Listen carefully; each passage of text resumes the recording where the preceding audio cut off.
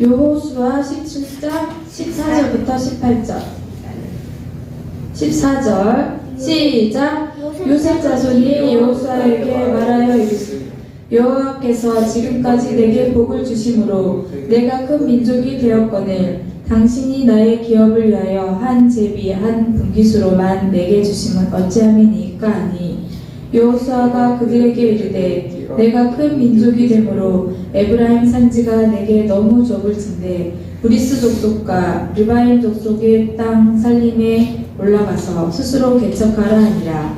요셉 자손이 이르되 그 산지는 우리에게 넉넉하지도 못하고 골짜기 땅에 거주하는 모든 가나안 족속에게는 벳사함과 그 마을들에 거주하는 자이든지 이스라엘 골짜기에 거주하는 자이든지 다 철병거가 있나이다 하니 여호수아가 다시 요셉의 족속 곧 에브라임과 므낫세에게 말하여 이르되 너는 큰 민족이여 큰 권능이 있은즉 한 분깃만 가질 것이 아니니라.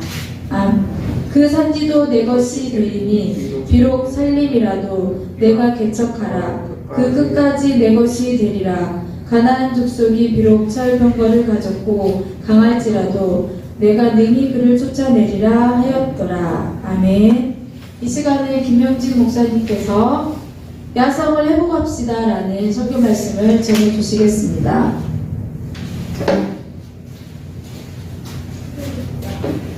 자, 반갑습니다. 옆에 계신 분과 인사 나누도록 하겠습니다. 반갑습니다. 환영합니다. 반갑습니다. 자, 오늘 우리 최고의 예배가 되도록 하나님께 예배를 잘 드리도록 하겠습니다. 인간은 5가지 성품이 있습니다. 5성이라고 합니다. 5성.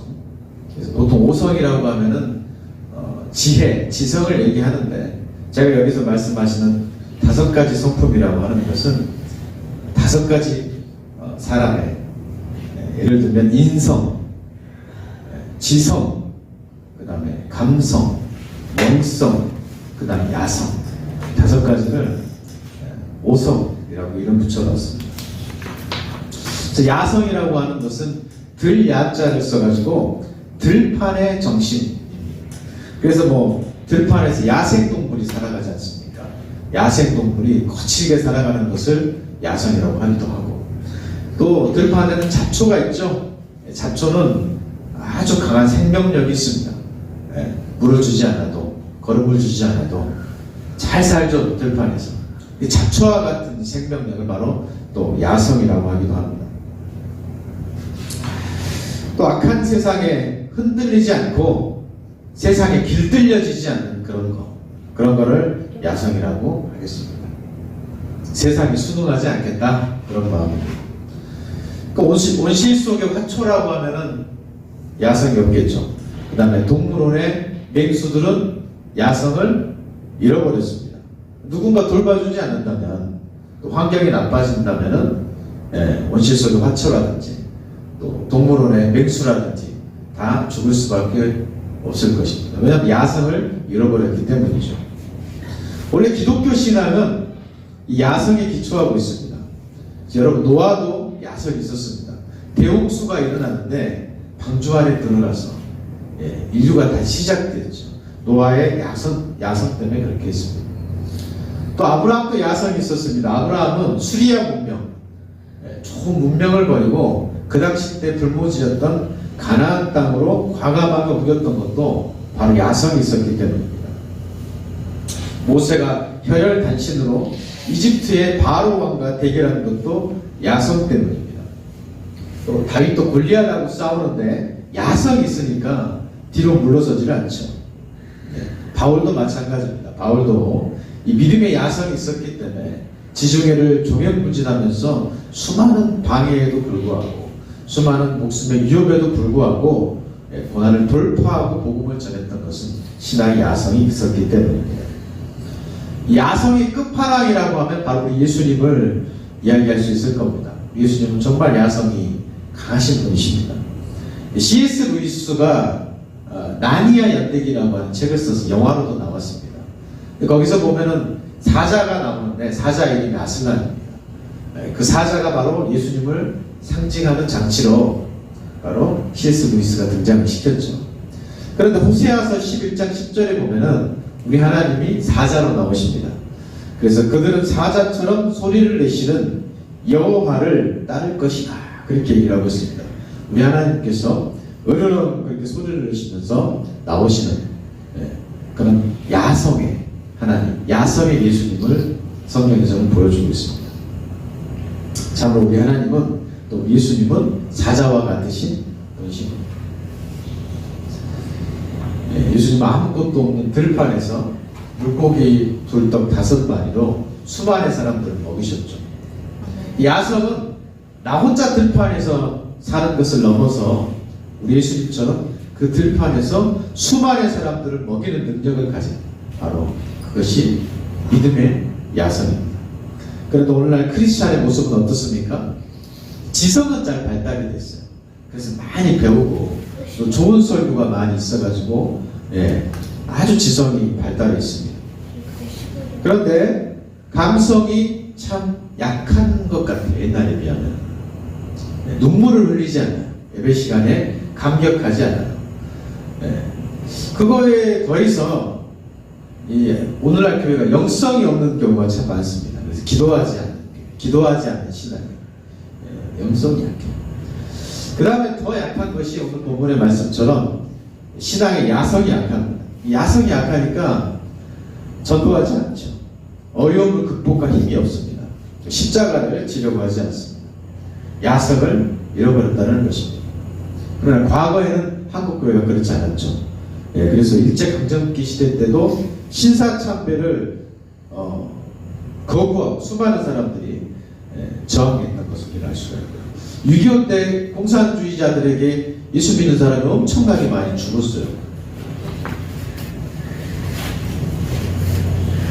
그런데도 불구하고 신앙의 야성을 가지고 이겨냈습니다.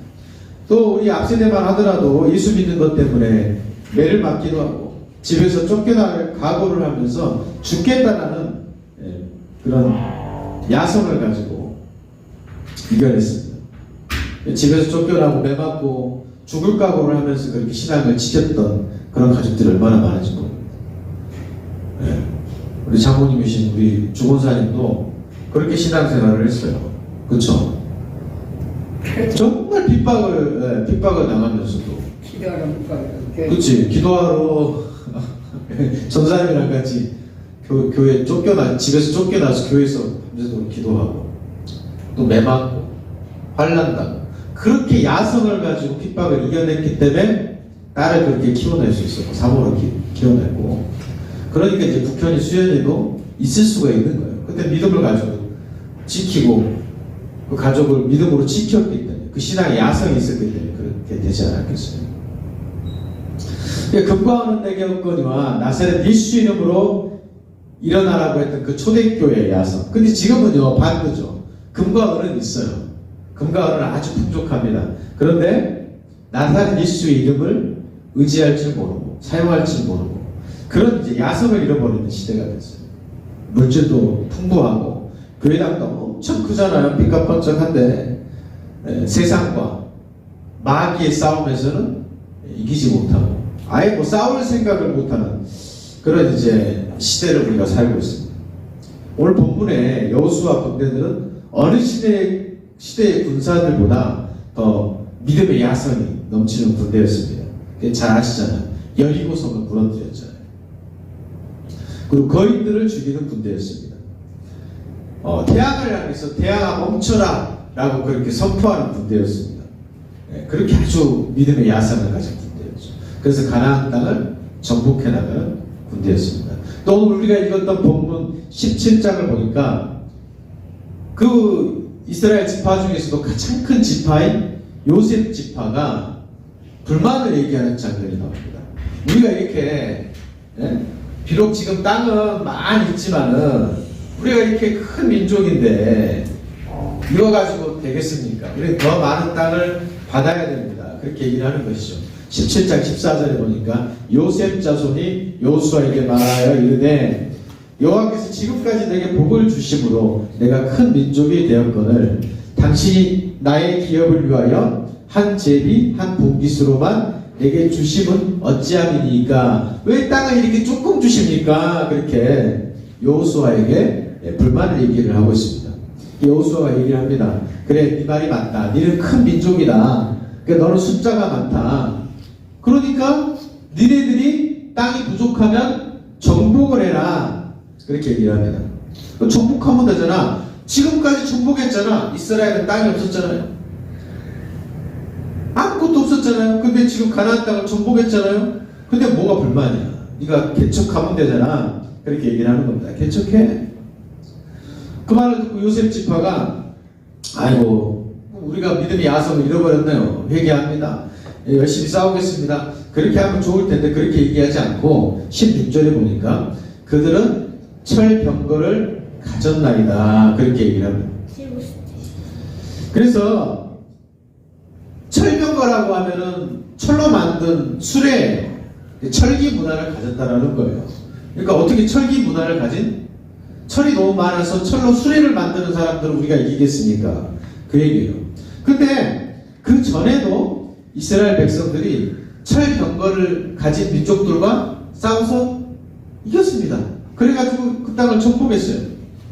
그보다 더 어려운 거인들도 다 죽였어요. 근데 이제 와서 그들이 철병거를 가졌기 때문에 어떻게 싸웁니까? 그렇게 얘기를 하고 있는 겁니다. 예. 환경은 똑같은데 신앙의 야성을 잃어버리니까 이렇게 오합지졸이 돼버리는 겁니다. 우리의 모습이기도 하죠. 야성을 잃어버린 우리의 모습이기도 합니다. 그럼 어떻게 해야지 우리가 야성을 회복할 수가 있을까요? 첫 번째, 하나님 외에 다른 것을 의지하지 않을 때 야성이 살아납니다. 하나님만 의지할 때 야성이 살아나요. 우리가 다른 것들을 많이 가지고 있고 다른 것을 의지할 때는 야성이 죽어버리죠. 하나님만 의지하면 야성이 살아납니다. 여호수아 군대가 아무것도 없을 때는 하나님을 의지하고 승리했어요. 근데 그들에게 성이 생겼어요. 땅이 생겼어요. 무기가 생겼어요. 전술이 생겼어요. 경험이 생겼어요. 그들이 의지하는 것들이 너무나 많아지니까 이제 부족하다, 못한다, 야성을 잃어버린 거예요. 여러분, 맥수가 동물원에 잡혔단 말이에요. 그럼 더 이상 배고플 걱정이 없죠. 그렇죠? 호랑이든 사자든 동물원 안에서 계속해서 먹을 거를 주잖아요. 더우면 시원하게 해주고 추우면 따뜻하게 해주고, 그러니까 이제 호랑이는 더 이상 걱정이 없는 거예요. 근데 여러분, 동물원이 망했어요. 동물원이 재정이 열악해져가지고 망했단 말이에요. 그래서 이제 시에서 결정이 내리기를, 자, 우리 이제 동물들을 더 이상 우리가 보관을 할 수가 없으니까, 키울 수가 없으니까 다 원래 초원에다가 방생을 하자. 그리고 다 초원에다 방생을 했어요. 여러분, 이 동물원에 있는 호랑이가 살 수 있을까요? 살 수가 없어요. 이빨도 튼튼하고 손톱도 날카롭지만은 사냥하는 방법을 잃어버렸어요. 자기가 의지하는 것들을 다 잃어버렸어요. 그러니까 이 동물은 죽을 수밖에 없는 거예요. 한국교회가 우리가 이 맹수와 같을 수가 있어요. 우리가 가진 것이 많고 이전에 비해서 풍족하지만은 신앙생활을 편하게 하다가 지금 어느 날 보니까 어떻게 돼요? 이 시대가 교회가 막 1년에 막 몇천 교회가 문을 닫잖아요. 그 다음에 막 숫자가 막 엄청나게 줄어들어요. 그리스도인들이. 다음 세대가 거의 뭐 선교지처럼 예수를 믿는 어린이들이 부족한 지역이 많이 있다는 거예요. 이제 어떡합니까? 근데 그 풍부에 우리가 쩌들어가지고 이제 들판에서 사냥하는 법을 잃어버렸다는 거예요. 이제 우리가 살아갈 방법은 우리가 가지고 있는 모든 것들을 다 의지한 것들을 내려놓고 하나님만 의지하는 그러한 신앙의 역성, 그걸 회복해야 된다는 거예요. 여러분, 모세가 자기가 굉장히 굉장한 사람인 줄 알았어요. 아, 나는 애굽의 왕자야. 나는 아주 많이 배웠어. 그렇게 자기 자신을 대단하게 생각을 했어요. 근데 하나님이 그 모세를 쓸 수가 없었어요. 그래서 하나님께서 40년 동안 들판에서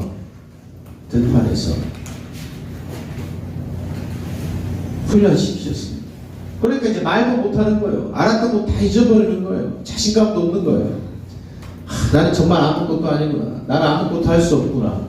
바로 그때 하나님께서 너 이제 겸손하게 됐구나. 너 이제 하나님만 의지하는구나. 하고 하나님께서 부르셨어요. 모세가 야성이 살아난 거예요.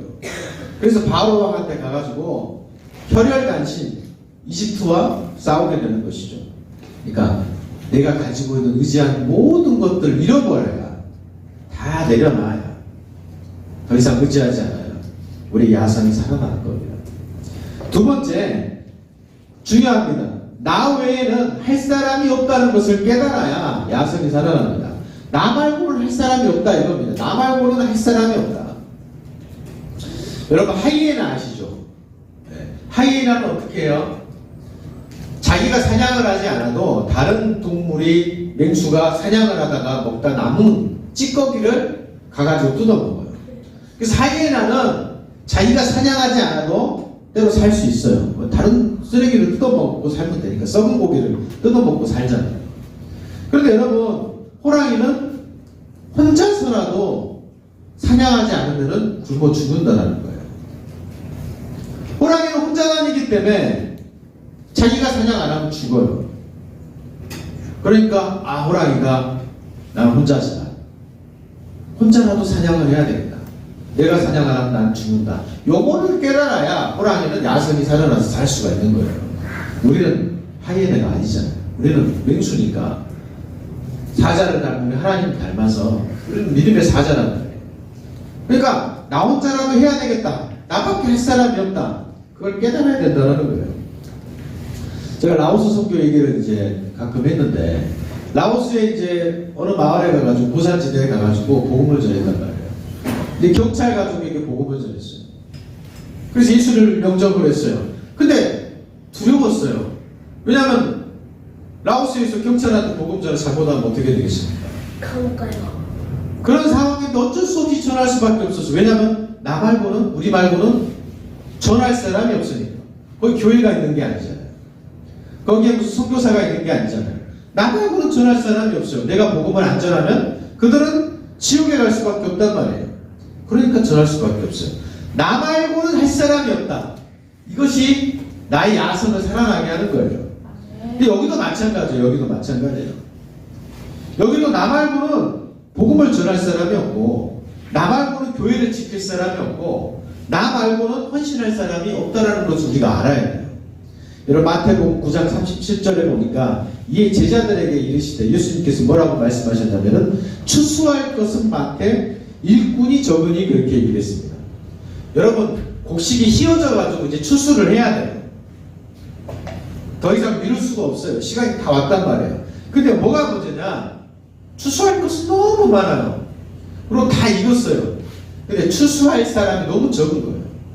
여러분 추수할 사람이 적으면 어떻게 될까요? 어떤 곡식은 걷어들이지만 어떤 곡식은 썩을 수밖에 없는 거예요. 버릴 수밖에 없는 거예요. 불에 탈 수밖에 없는 거예요.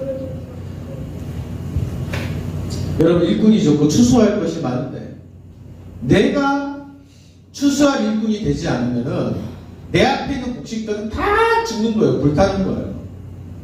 나 말고는 추수할 사람이 없어요. 이 상도동에서, 여러분의 학교에서, 우리 동네에서, 우리 주변에서 나 말고는 전도할 사람이 없다라는 거예요. 여러분 이사야 6장 8절에 보니까 내가 또 주의 목소리를 들은지 이르시되 내가 누구를 보내며 누가 우리를 위하여 갈고. 하나님 찾는 거예요. 누가 우리를 위해서 갈고. 근데 아무도 대답하는 사람이 없어요. 하나님이 내가 누구를 보낼까?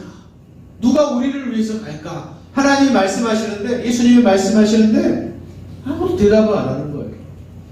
그때 이사야가 홀로 대답했어요. 내가 여기 있나이다. 나를 보내소서. 이스라엘에 그 많은 선지자가 있고, 이스라엘에 그 많은 제사장이 있고, 이스라엘에 그 많은 레위인이 있는데 하나님이 아무리 찾아도 찾을 사람이 없는 거예요.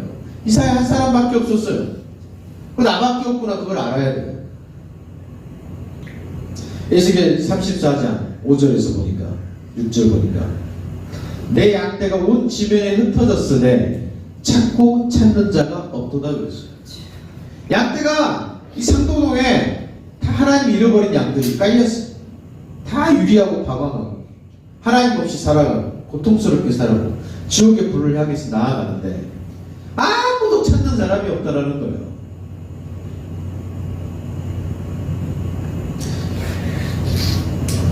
제가 이제 그 어린이 전도왕이신 김성기 목사님을 찾아가서 교제를 나눴어요. 그래서 목사님이 저를 데리고 전도하는 모습 다 보여주시고 전도를 다 가르쳐 주시더라고요. 아이들이 100명이에요, 교회가, 개척교회. 어른들은 10명도 안 되는데, 애들이 100명이에요. 근데 목사님이 이제 학교 앞에서, 저도 이제 올해부터 그렇게 할 거거든요. 지금까지는 공원만 전도를 갔는데, 목사님한테 배워가지고, 제가 이제 월요일마다 시간이 날 때마다 거의 매일 학교 앞에서 이제 전도를 할 생각이에요.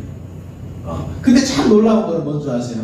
김성기 목사님이 학교 2개를 전도를 하시는데, 김성기 목사님 혼자 전도를 합니다. 대림동에 그렇게 교회가 많잖아요. 큰 교회가 엄청나게 많아요. 그런데 그 두 학교에 그 수많은 어린이들에게 전도하는 사람은 김성기 목사님 혼자예요. 다른 교회 전도 안 합니까? 전도 안 한다는 거예요. 가끔 한대요. 가끔 이벤트식으로 좀 있다가. 그래서 거의 없다는 거예요. 아이들이 이렇게 추수할 것들이 많은데 추수할 사람이 김성기 목사 혼자밖에 없다는 거예요. 그것이 현실이에요. 그것이. 그러니까 내가 안 하면은 여기 아이들 전도할 사람은 없고 이 동네 전도할 사람이 없다는 거예요. 꾸준하게 전도하는 사람이 없다는 거예요.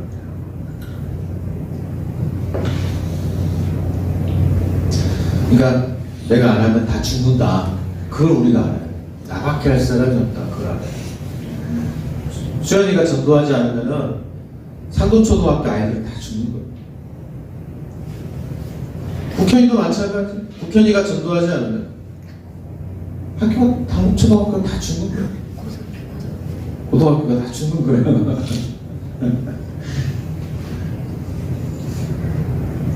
우리가 다니는 회사에 내가 전도하지 않으면 다 죽는 거예요. 왜냐면 나 말고는 갈 사람이 없기 때문에. 그래, 나 말고는 갈 사람이 없기 때문에. 여기가 선교지보다 더해요. 여기가. 여러분, 레위인이 지나갔어요. 여리고성에서 강도 만난 사람. 제사장이 먼저 지나갔죠. 그 다음에 사마리아 사람이 지나갔어요. 3사람이 지나갔단 말이에요. 지금도 전도를 할 수 있는 사람 많아요. 근데 한 사람만 강도 만난 사람에게 다가갔어요. 지금도 마찬가지예요. 많은 사람들이 있고 많은 예수 믿는 사람이 있지만은 제사장, 목사님도 안 가요. 전도 안 해요. 교사들도 전도 안 해요. 내가 하지 않으면은 전도할 사람이 없다는 걸 우리가 알아야 합니다. 세 번째, 나는 막을 수 있지만 내가 전하는 복음을 막을 수 있는 사람은 아무도 없는 거예요. 나는 막을 수 있어요. 그래서 내가 전도하는데